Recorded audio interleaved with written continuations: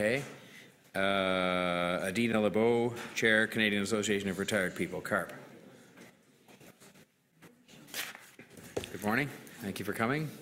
5 minutes. Thank you very much for having me. My name is Adina Lebo. I'm the chair of CARP Toronto. And on behalf of our 90,000 Toronto members, I'm here to say that we're very concerned by some of the recommendations as outlined in the city's long-term fiscal report. While the body of the report is very clear that we're at a turning point and that the city must find new revenue sources to fund badly needed infrastructure and social services like transit, housing, and health, the recommendations don't address these needs. And in fact, some are actually in conflict with the analysis in the report.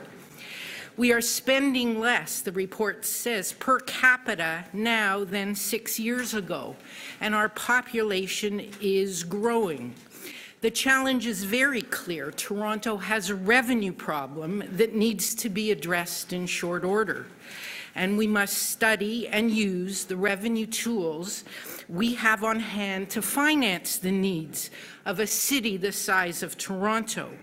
The CCPA did a revenue tool report showing that Toronto leaves approximately $500 million a year on the table by not using the revenue generating tools and the powers granted to council under law. And Sheila Block will be on shortly to talk more about that. But the city must also study and create more progressive tax tools like road tolls, hotel taxes, sales taxes. Other cities have already created and implemented such tools. We need to study them.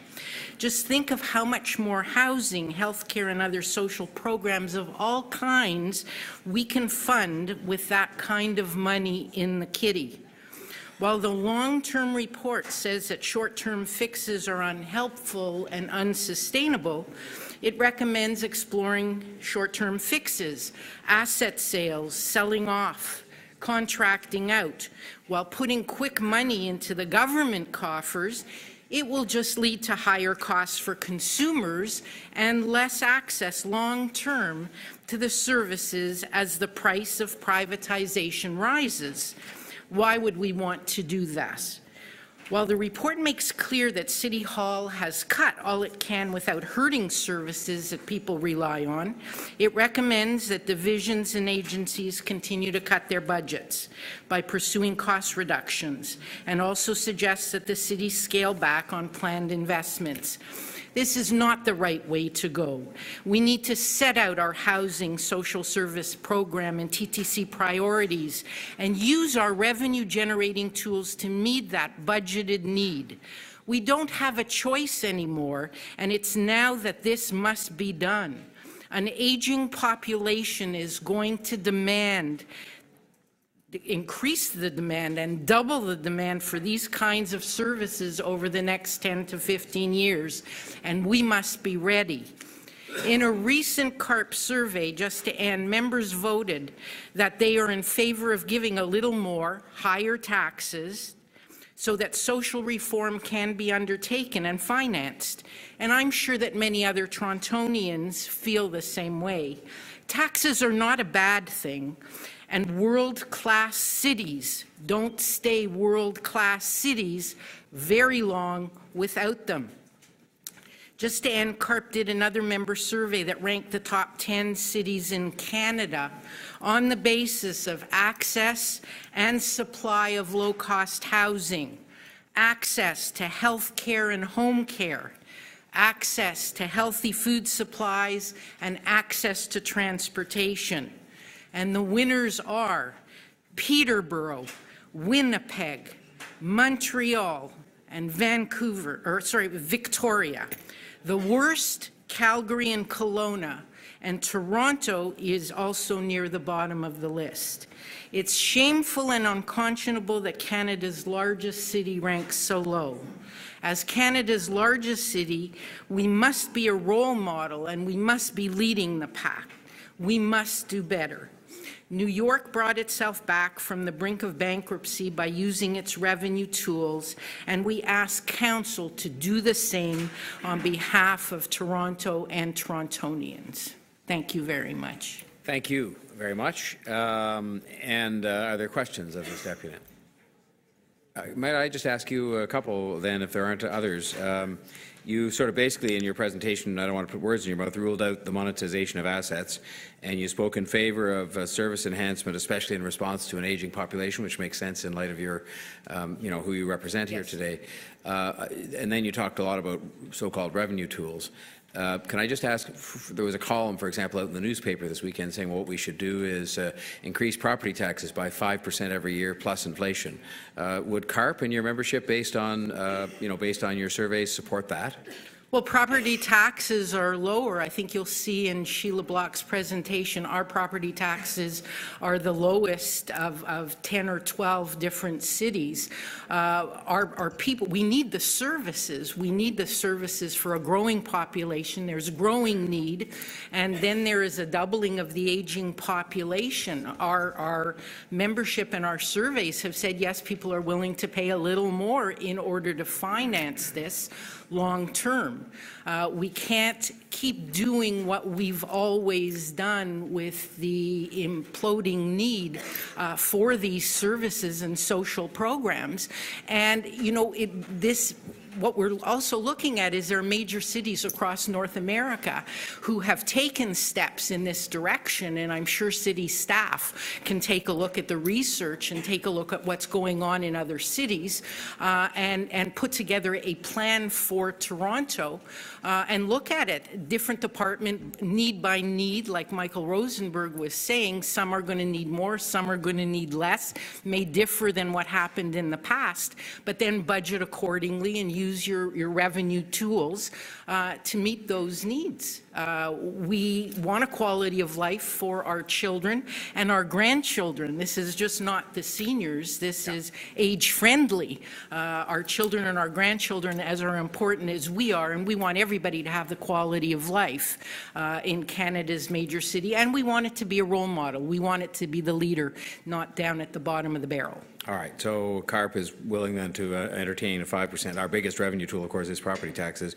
Could I just ask you to name what your other top two would be from CARP? Well, TTC, housing. No, the other top two revenue enhancement measures, just so we know, because you talked a lot about that. Which would be the ones you'd choose first if you were sitting here in our position, having to raise this money you suggest is needed? Well, there was the one tax was taken away, the motor vehicle registration tax was taken away, but the system is still in place, and it was going to produce $50 or $75 million. That's one way to do it. You can take a look at the progressive taxes outlined in the CCPA to do it. I know because I read the report. I don't know that these are CARP's priority choices of taxes, but there was a parking tax as part of it. There were the property taxes as part of it. There were health taxes. There was a liquor tax, and it goes against our health priorities. We are going to be paying more money for health care, and I guess tobacco, liquor, those kinds of overindulgences are going against our long-term health concerns, and we can use that to put money in the coffers to at least pay for the concerns. We have set out policies, we have set out strategies, and all of our actions have to conform to doing that. So, if it brings us more money to do it, then let's do it. Okay, thanks very much. Deputy Mayor Mon. Yeah, I just want to follow up on some of the mayor's questions. So, Mayor, I've got a lot of seniors in my ward who are on fixed incomes, and they complain to me when we raise taxes 1.5% because they're not making any extra money and they're having trouble making ends meet. So, if we raise taxes by 5%, where do you propose they get that extra money? Well, I don't know what taxes you're talking. If we raise property talking. taxes by 5%, where do you propose all these seniors that are on fixed incomes get that extra money from? What part of their budget should they cut? Where will they get that money? We have a lot of seniors that are brick rich, which means they have a lot of money in their capital. What will happen when you have more housing options in your housing kitty is people will have alternatives to staying in a large home with 4 or 5 bedrooms, one person, trying to maintain property taxes, trying to maintain the repairs. Right now, we don't have the social housing options to help people make new 21st century choices about where they go next. Many people are going, well, if I leave my home, then what do I do? If we have money in the kitty and we have different housing options in different communities, they will have a place to go on their fixed incomes. So, Mr. Mayor, if what I'm taking from the deputy and what she's saying is that these seniors are brick rich, which means, I take it from the answer to my question, that she says that she is suggesting, the deputy is suggesting, that they get that tax money by selling their homes, which would make a lot of residents a lot of seniors very, very angry because they would like to stay in their homes. Well, you also have the property tax relief program that you already have for other seniors. We need housing options, sir. We need housing options to give people choices. What we're saying now is we don't have the choices. You do have the property tax relief fund for those people.